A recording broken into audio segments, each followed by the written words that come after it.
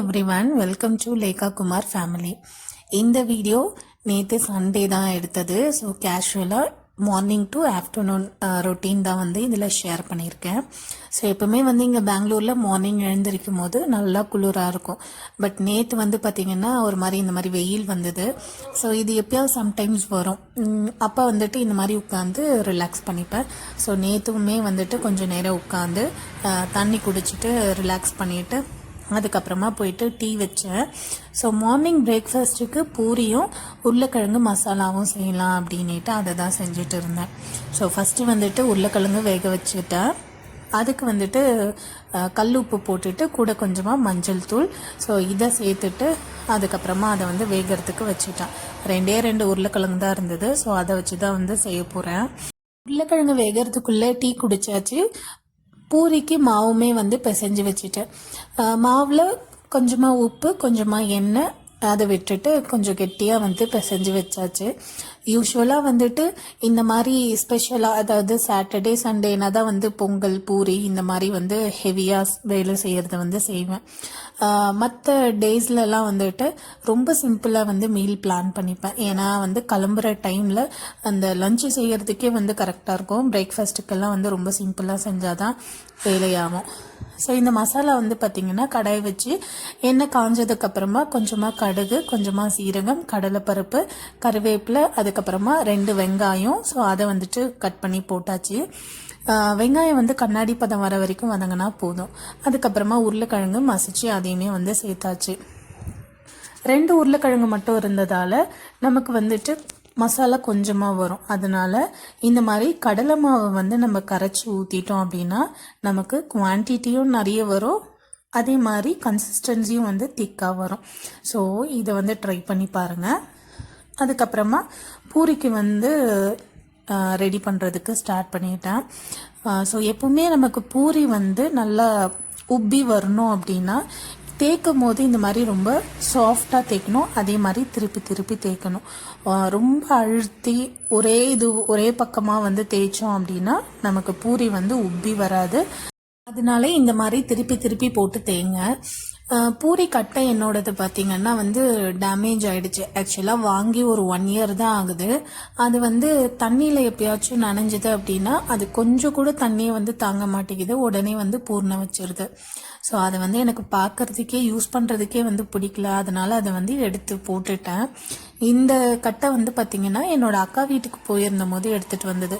அவங்க வந்து இந்த கபோர்ட் ஒர்க்கெல்லாம் வந்து பண்ணாங்க. ஸோ அதில் வந்து இந்த மீந்ததை வந்து இந்த மாதிரி கட் பண்ணி இந்த மாதிரி பூரி தேய்க்கிறது சப்பாத்தி தேய்க்கிறது ஈவன் நம்ம வெஜிடபிள்ஸ் கூட கட் பண்ணிக்கலாம். ஸோ உங்கள் வீட்டில் யாருன்னா வந்து இந்த மாதிரி கபோர்ட் ஒர்க்கெல்லாம் பண்ணிங்க அப்படி இல்லைனா வந்து நம்ம கிரைனைட் போடுவோம் இல்லைங்களா தரையில். ஸோ அந்த மாதிரி போடுறவங்க கிட்ட நம்ம சொன்னோம் அப்படின்னா அந்த கிரைனைட் மீந்துச்சுன்னா அதில் கூடமே வந்து நமக்கு பூரி கட்டை மாதிரி வந்து செஞ்சு கொடுப்பாங்க.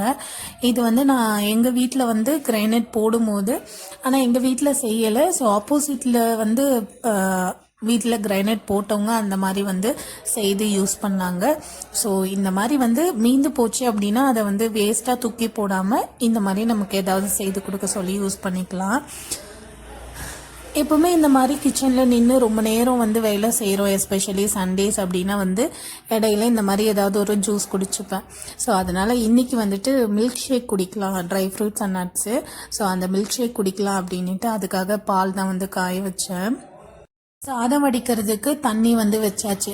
எப்பவுமே நம்ம வந்து சாதம் வடிக்கிறோம் அப்படின்னா ஒரு மணி நேரமாச்சும் ஊறினாதான் வந்து நமக்கு சாதம் நல்லா மெலிஸாக வரும். அதே மாதிரி வாஷ் பண்ணிவிட்டு ஊற வைக்கணும். நம்ம வந்து தண்ணி கொதிச்சதுக்கப்புறம் சேர்க்கறதுக்கு முன்னாடியுமே வந்துட்டு அரிசியை நல்லா வாஷ் பண்ணிவிட்டு அதுக்கப்புறமா சேர்த்து வடித்தோம் அப்படின்னா ரைஸ் வந்து நல்லா ஒயிட்டாக வரும்.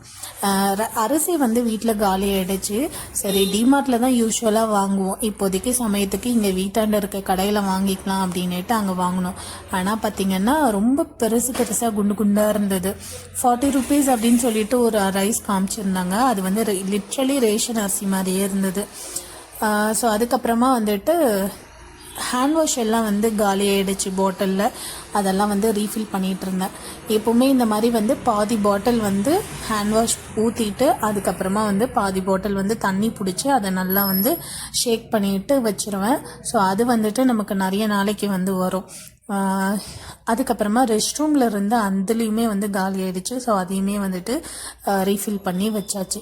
ஸோ அதுலேயுமே இதே மாதிரி தான் பாதி பாட்டில் ஹேண்ட் வாஷு, பாதி பாட்டில் வந்து தண்ணி பிடிச்சி வச்சாச்சு. ஸோ இதை நீங்களுமே வந்து ட்ரை பண்ணி பாருங்கள். ஹேண்ட் வாஷ் அவ்வளோ சீக்கிரம் வந்து காலியாகாது. ஸோ இப்போ வந்து அரிசியை வந்து வாஷ் பண்ணி அதை வந்து தண்ணி வந்து கொதிச்சிருச்சு. ஸோ அதில் வந்து சேர்க்க போகிறேன். அது வந்து ஒரு 15 மினிட்ஸில் வெந்துருச்சு. ஸோ அதை வந்து வடித்து வச்சாச்சு. நீங்கள் இந்த மாதிரி வந்து நிறைய நேரம் கிச்சனில் நின்று சமைக்கிறீங்க அப்படின்னா அப்பப்போ வந்து ரெஃப்ரெஷ்மெண்ட்டுக்கு ஏதாவது ஒன்று சாப்பிட்டுக்கோங்க, இல்லை வந்து ஜூஸ் மாதிரி எடுத்துக்கோங்க. அதே மாதிரி வந்துட்டு நம்ம யூஸ்வலாக நிறைய நேரம் வேலை செய்கிறோம் அப்படின்னா செஞ்சு முடிச்சுட்டு நம்ம போய் உட்காரும் போது நமக்கு சாப்பிட்றதுக்கு இன்ட்ரெஸ்டே இருக்காது. ஸோ அந்த மாதிரி இல்லாமல் அப்பப்போ வந்து சாப்பிட்டுக்கோங்க. இது வந்து பார்த்திங்கன்னா மட்டன் குழம்புக்காக தான் வந்து ரெடி பண்ணிகிட்ருக்கேன். ஆக்சுவலாக சண்டே அன்னைக்கு வந்து மட்டன் தான் எடுத்தது, ஒரு 1/2 kg. இந்த குழம்பு செய்கிறது வந்து ரொம்ப ஈஸி, அதே மாதிரி வந்து ரொம்பவும் டேஸ்ட்டாக இருக்கும், குயிக்காக வந்து செய்திடலாம். கடாய் வச்சுட்டு கொஞ்சமாக எண்ணெய் ஊற்றிட்டு தனியா, சீரகம், மிளகு, அதுக்கப்புறமா சோம்பு, ஒரே ஒரு வரமிளகாய் சேர்த்துருந்தேன். அதுக்கப்புறமா வந்துட்டு ஹோல் ஸ்பைசஸ் நீங்கள் என்னென்ன சேர்ப்பீங்களோ அது எல்லாத்தையுமே வந்து சேர்த்துக்கலாம். பட்டை, லவங்கம், ஏலக்காய் அந்த மாதிரி. அப்புறம் ஒரு 3 பீஸ் தேங்காய், கொஞ்சமாக முந்திரி பருப்பு அதையும் சேர்த்துட்டு ஃப்ளேவருக்காக புதினா, கொத்தமல்லி, கொஞ்சமாக கருவேப்பிலை அதையும் வந்து சேர்த்தாச்சு. அதுக்கப்புறம் 3 பெரிய வெங்காயம், 3 தக்காளி. ஸோ இந்த மாதிரி நம்ம வந்து குழம்புக்கு என்னென்ன சேர்ப்போமோ அது எல்லாத்தையுமே வந்து ஒன்றா போட்டு வதக்கி இந்த மாதிரி ஆற வச்சுக்கணும். ஸோ ஆற வச்சு அதை நல்லா நைஸாக அரைச்சி எடுத்துக்கணும். நைஸாக அரைக்கணும். குறைன்னு இருந்தது அப்படின்னா நமக்கு குழம்பு வந்து டேஸ்ட் வராது. ஸோ இந்த மாதிரி வந்து நல்லா நைஸாக அரைச்சி எடுத்துக்கணும். அந்த வந்து ஆறுறதுக்குள்ளே வந்துட்டு சரி மில்க் ஷேக் செய்து குடிச்சிடலாம் அப்படின்ட்டு அதை தான் வந்து போட்டுட்டு இருந்தேன். இந்த மில்க் ஷேக்குக்கு வந்து பார்த்திங்கன்னா ஒரு 3 முந்திரி, அதுக்கப்புறமா டேட்ஸு, பாதாம், உலர் திராட்சை, மாதுளப்பழம். போன வாரம் வந்து ஃப்ரூட்ஸ் வாங்கினது அப்படியே இருந்தது, சாப்பிடவே இல்லை. சரி அதை கெட்டு போயிடும் அப்படிங்கிறதால அதையுமே வந்து இதில் சேர்த்தாச்சு. கூட கொஞ்சமாக வந்து நாட்டு சக்கரை சேர்த்து நல்லா வந்து ஃபைனாக அரைச்சாச்சு. கொட்டெல்லாம் வந்து எதுவுமே வந்து வடிகட்டலை. ஸோ அதை வந்து அப்படி வந்து அரைச்சி அதுக்கப்புறமா வந்து இந்த மாதிரி குடித்தாச்சு. ஸோ சூப்பராக வந்து எனர்ஜியாக இருந்தது.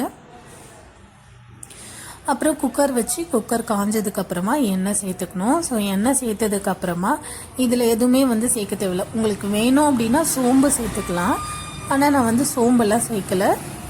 ஏலக்காய் தூள் வந்து அந்த ஹோல் ஸ்பைசஸில் நீங்கள் சேர்க்கலன்னா இதில் வந்து கொஞ்சமாக ஏலக்காய் தூள் சேர்த்துக்கலாம் இந்த எண்ணெயிலே.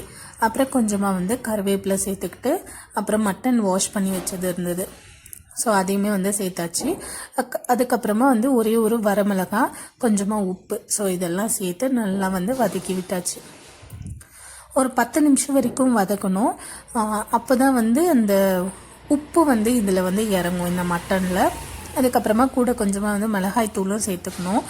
நம்ம அதுலேயே வந்து நிறைய ஸ்பைசஸ்லாம் வந்து ஆட் பண்ணியிருக்கோம். அதனால் இதில் வந்து நான் ரொம்ப கம்மியாக வந்து ஒரு 2 டேபிள் ஸ்பூன் அளவுக்கு தான் வந்து சேர்த்துக்கிட்டேன். ஸோ சேர்த்து இந்த மாதிரி நல்லா வந்து மிக்ஸ் பண்ணிவிட்டு கொஞ்சமாக தண்ணி ஊற்றி ஒரு 5 நிமிஷம் வரைக்கும் நம்ம மூடி போட்டு விட்டோம் அப்படின்னா எண்ணெய் நல்லா பிரிஞ்சு வரும். எண்ணெய் பிரிஞ்சு வர சமயத்தில் நம்ம அந்த வதக்கி வச்சுருக்கோம் இல்லைங்களா, வதக்கி அரைச்சி வச்சுருக்க அந்த விழுதையும் வந்து இது கூட சேர்த்து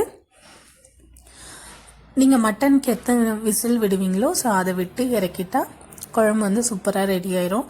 எல்லோரும் வந்து சாப்பிட்டுட்டாங்க. அதுக்கப்புறம் நான் வந்து குளிச்சுட்டு வந்து தான் சாப்பிட்டேன்.